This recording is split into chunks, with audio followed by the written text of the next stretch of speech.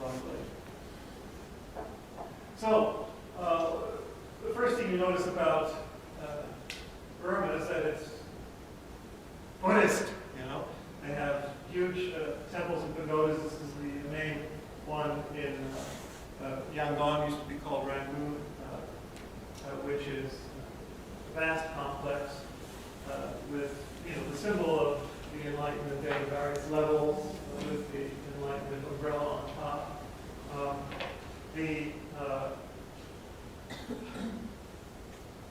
It's somewhat, more than geographically, it's also almost religiously in between Bhutan and Thailand.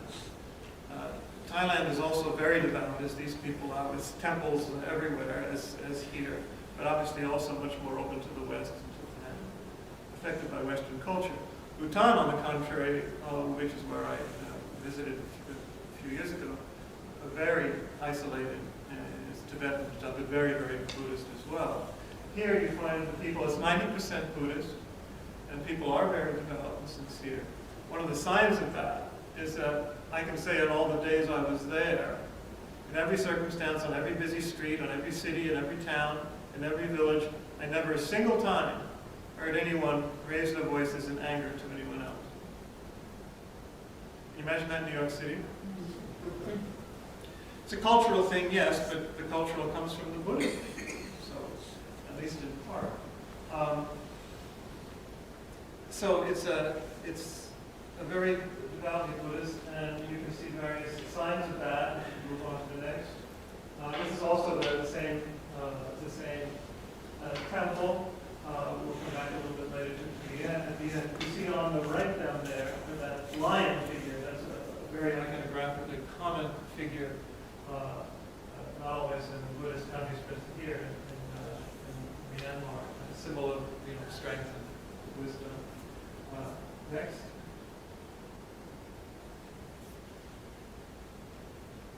Now this is Bagan, which is the ancient capital further up the Irrawaddy River, which is the main artery. It's very flat, as you see, but there are thousands, and no exaggeration, thousands of pagodas, medieval pagodas, little temples and dedication stupas. Stupas are called pagodas here, and lining the landscape, as you can see on the horizon there. I'm taking a picture from one, actually. Take the next one. There you have another beautiful scene, various sizes, valuable landscapes, very rural. So it's a small city nearby. But these are the medieval pagodas. The next one, that's one of the larger ones. And we actually took a good picture there. And the next one. Now, you didn't see many of the monks. There are many monks. There are 50,000 monks in Myanmar, and you didn't usually see them actually sitting in silent meditation. But here we did. This is part of the same pagoda complex I pointed out already, with a huge bell there. And over off to the right, I don't know if you can see that, on the right edge, sitting right in the midst of all the tourists there, is a monk deep in samadhi meditation. He didn't move. He looked like he was completely, a rock, meditating there. So that was very impressive. I had to get a picture of that. Now, the monastic life, and this is, I was impressed when I visited Thailand for the first time 10 years ago to see how the young kids were taught, meditation, were taught, quotes, the religion from a very young age as part of the whole culture.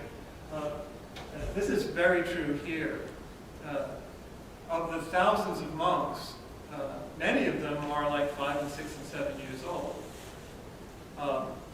Kind of like what we had in our Western Christianity, where children, especially of poorer families, were sent to the monastic school, and they were often raised in the monastery and sometimes became monks themselves. That's also very much the case here in Burma. You can get, an advantage of being respected and of having a good education and a good life, and not only a respectable life, but a holy life. So it's somewhat the same phenomenon today when we have in third world countries in Africa and elsewhere in Christianity, where lots of people become priests and nuns, not only because they presumably have some kind of call, as we all do, our inner monk, and none, but for socioeconomic, cultural reasons. It's a good life in that context. So I think it seems to be somewhat the same thing here. We go on to the next one. Now, we'll see the monks in a minute, but I wanted to, this is a good example of the popular Buddhism. You have the Buddha there with, of course, the cobra, the shielding, and symbol of the Kundalini energy as well. And here you have a devotee, beautifully prostrated before the Buddha. You see this all over the place. People are very devout. But popular religion, I think, is kind of the same everywhere, at least in my view, where they're going to the Buddha or to whomever for favor, for supplication, for relief, for health, and not always for mystical experiences. Our guide was of course a Buddhist, and he seemed to have a kind of a popular understanding, kind of get on the street in Christianity or in a parish in Christianity. He called the Buddha the master, our master, and said that we're all called to live a good life. He said it's the Buddha represents human capability and potential and fulfillment, which is interesting, put it that way. Not God-centered, but man-centered, the way he put it. But the consequence he drew was that since there's no God to forgive you, karma is a bitch. He didn't say bitch, but I'm saying that. In other words, there's no escaping karma. So he went on to say, so if you don't lead a good life now, in the next life, you may be handicapped or poor, and that's when I start cringing. And Zen would cringe too. Mahayana Buddhism would also say karma is not that. One moment of enlightenment and it's all gone, which is, I think, a deeper view. Anyway, so popular aspect of any religion has certain elements which we can question. But this is nonetheless, obviously, as you see, very beautiful and touching, the devotion of the woman there. And that's the same pagoda complex. If you move forward. This is, by the way, where most 60% of the monks in Burma live, in Myanmar. And if you see the hill up on the right, in the middle there, the hill in the background, that's one of the monastic hills where a lot of the monks and monasteries are. The moat, that's not a river, that's or a lake, it's a moat around a palace, a huge, many-acre 19th century royal palace when Mandalay was the capital. You see on the left of the larger pagoda there, one of the end pagodas of that complex. The pagoda in the front is the front door of my hotel. This is a view from my room. That was a great view. All right. Next one. Now this is up on the hill that we just saw in the evening. Now, you can't see, unfortunately, because of the lighting, but this guy here on the left is a monk, a young monk, a teenage monk, or 20 years old, whatever. This is a 20-year-old Western tourist, and they're talking.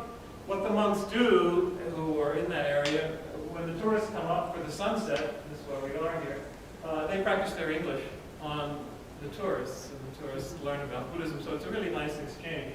So the monks are very open to the world. They can come and go throughout their lives. You're not bound by vows or that kind of thing. So that's a much freer and I think much healthier way of living it. Next one. So that's the view of the sunset. That's one of the corners of that wonderful golden monastery up on the mountain. And that's the moat down there. At the end of the moat, you can't see it. That's where my hotel is. The sunset from that peak. Next one. So here we see a good example of the monks. This is a monastery in that same area which has 1,000 monks. And here they are, the tourists are invited, as you see, to photograph them. They eat before noon, so this is just, about 11 o'clock. They all come with their begging bowls, and they go out every day with their begging bowls, and people really do give them food. That's part of the spiritual and economic exchange people have. And so here you see some of them climbing by into the refectory, that red building on the left. And some of them you can see are very young. The next one is another view of that. So the ones in the front there are just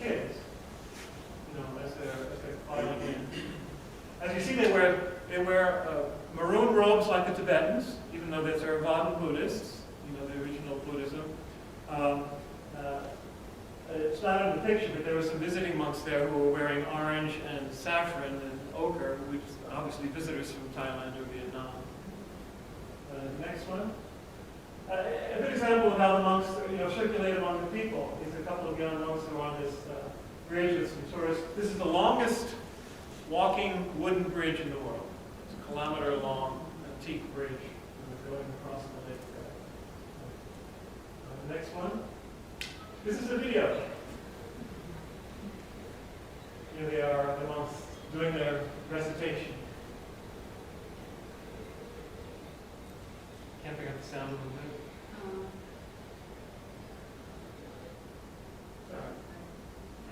Okay, go ahead. Go ahead. Go back. Oh, go back. Is the video over already? Yeah. All right. So anyway, you saw them, going back and forth, like the Jews at the Wailing Wall, and some of them were distracted, some of them came out, just the master walking down the middle. So it was a very intriguing picture. And the tourists were not the kind of photograph that. This is inside of the temple? Inside the monastery.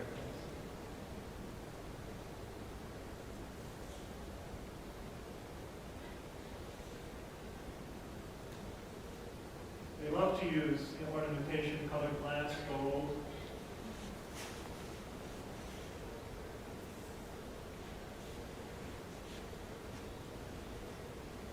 Buddha figure. And then a large one. Some gold.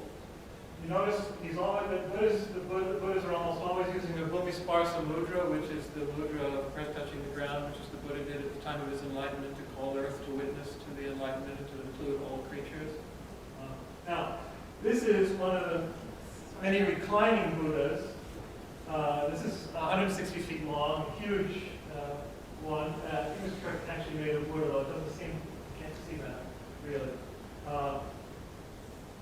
What I wanted to point out here is that in Myanmar, the Buddhas are often with alabaster white skin, unlike many other places, with red lips and almost like eyeliner and makeup and everything. One of our fellow travelers, a Jewish guy from Massapequa, Long Island, said, "Is that a female Buddha? It seems very feminine to me," and it does seem feminine. And I think one thing that struck me, and I'm not sure how conscious the Burmese are themselves. I didn't really bring it up. But maybe they are. But there's a certain androgyny in the way they practice. In the practice, I think reconciliation of masculine and feminine energies is the evolutionary future of spirituality. And maybe gay people have a special head start on that. But it was really striking to me in this, and then something I'll show you in just a minute. If you want to go on to the next one, different views of the same thing. You see how huge it is in this almost like airplane hangar where it's placed. The next one. This is the feet. And notice it has 108 marks of the Buddha on the soles of the feet. It's almost like an advanced understanding of reflexology, where everything is on the feet. Everything is connected to everything else. I just wanted to point that out. Next. All right, now here's another example. It's another place where we have this huge, white Buddha with great ornamentation and the same mudra touching the ground. But that's the style that you most often see, often in gold as well. The next one. That's the one we saw when you came in. Okay, the next. Well, they love gold. They adore gold. I mean, they almost have an obsession with gold, much as they do in India, as I understand. This is the original pagoda that I pointed out in the beginning, and this is it's covered in scaffolding, this bamboo scaffolding, because every 5 years they put more gold leaf and gold plates on it, because it tends to wear away. And the flag going up there, that cable going up to that little entryway there, is where they haul the gold up in baskets. And off to the left, counter where you can buy the gold plate or the gold leaf. You can sponsor it and donate it. I think it was something like $90 for one of these plates. And that's what people do. That's the way they express their reverence and their, that's the way they donate. They donate gold to the temple. The next. That's a good example in Mandalay. Beautiful temple. The next. Now, this is a good example of both the things I've just been talking about, the gold and the femininity. Here, we were there just at the time when all these young boys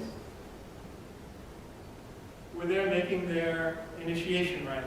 Every boy is required to spend at least a week in a monastery, whatever age they decide to do it. Women can do it, but they're not obliged. And there they were. And they looked like, well, why are they dressed that way? It seems feminine to us, but it's actually meant to duplicate the Buddha's grand departure when he left home and became to go out and search spirituality. That's what they duplicate. They try to imitate that. So they dress as a prince, an ancient prince. But in the back, you see men up around the gold Buddha, and what they're doing, what I was allowed to do also, I had paid $1.50 and got some gold leaf. There's a gold and paper gold leaf on the Buddha. I had trouble with that. It just kind of stuck to my fingers. Gold finger. No women were allowed up. They still got this, in every religion they seem to have this still oppression of women. There was actually a sign there in English which says, ladies are not permitted.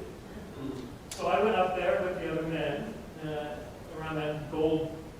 You obviously see the gold there in the background. And then next to me was this, I was so startled by this vision of loveliness, in purple satin and makeup and lipstick and everything. And I thought it was a woman snuck in, but it was one of the boys. Really, it was very striking to me. So there you have, both that femininity and the oppression of it at the same time, and then the gold preoccupation. They continue. Now, here is another temple towards the end of our journey. You actually see the gold on the top, and in these various spaces, you can't see it too well. There are 5 little figures in the ceiling, various ceiling panels. And the next one. This is what they're doing it again. They're putting a gold leaf on what? Buddhas. But there's so much gold leaf that they look like blobs. They're just like snowmen. You know what this made me reflect on? There's a wonderful koan, 96th koan in the Blue Cliff record, where Joshu says, golden Buddhas melt in the furnace. Wooden Buddhas burn up in the fire. Lots of wooden Buddhas too. And mud Buddhas are dissolved in the water. And that's the koan. The point being, where is the real Buddha that can't be destroyed? And of course the answer is here. You're it.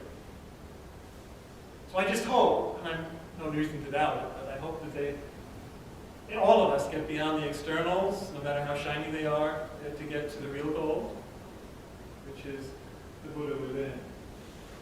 Certainly that's something that Zen would, in his iconoclasm, would insist on. Next one. Another aspect of that, this is in a monastery where these are the scriptures, gold-edged scriptures of the Buddhist tradition. Next one. There you see the monks having their reading and their discussion in front of those cabinets there. Next one. In this particular pagoda there, as this inscription says, in the 19th century, there are 729 marble stone slabs of the Buddhist canon, the Tripitaka texts, and divided up in various Tripitaka, the 3 different divisions. 729 marble slabs in 729 individual shrines. lined up in rows, acres of them around, the monastic complex. There are a couple of views of this. Go on to the next one. There, you see how they are one after another, interminably down rows. Looks almost like a graveyard or something to us, but that's what it looks like. The next one, and that's one of the marble slabs with the close writing on it inside one of those. And one more. This is like a typical white gold Buddha with a typical mudra. This is the heaviest Buddha in the world. 900 tons of marble. So are we getting a sense of heaviness here? Again, the Black Book of Serenity and this good 727th patriarch was criticized for. He says, "Why don't you read the scriptures? Like the 729 marble slabs. Why don't you read the scriptures?" And the patriarch said, "This poor wayfarer doesn't dwell in the realms of the body or the mind when breathing in. Doesn't get involved in myriad circumstances when breathing out." I always reiterate such a scripture. Hundreds, thousands, millions of scrolls, which was just his breath. So the Mahayana likes to say, put all the scriptures on the ground and they're just heavy. But in the heart, that's where it's, and then nature's taking place. As Richard Rohr's been saying in his daily meditations, the real first book that the original religion is nature. Awe-ism, as he calls it. And you get in touch with the real there. That's the book, the original book, and we can get lost in the heaviness of books and things and stones and gold and all, and miss the point. I'm not saying that's what they do, but it's the caution for us and for everybody. Next one. Very little emphasis that I heard anyway on anatta, no self, or transience of everything. But this is a very good example. This was towards the end of the trip we went to this huge unfinished pagoda. That's an enormous base of a pagoda that was going to be built. It was never finished because the astrologist said it would be dangerous. So they didn't. But it's a good example of just how all this heaviness, breaks down. There was an earthquake in 1838, and it started to fall apart, and that's the way it is today. Another view. Look at the crowns. Think there's another view? No. So that's a good example of the impermanence of things, even these very heavy monumental things. What is real? Okay, the next one. This is just a portrayal of the temptations of Mara, the temptations that the Buddha had just before he was alive. Interesting little set. And the next one. This is the Buddha with his, nagas over him. The nagas are the snakes. They're the original. They're the ancestors of dragons in the later Mahayana in China and Japan. But in the earlier Buddhism, the snake, the nagas were representing this energy, primitive energy, tied to the Kundalini, as I said, and that's what we find here in this tradition. Okay, next. Another video. The nuns are singing for us.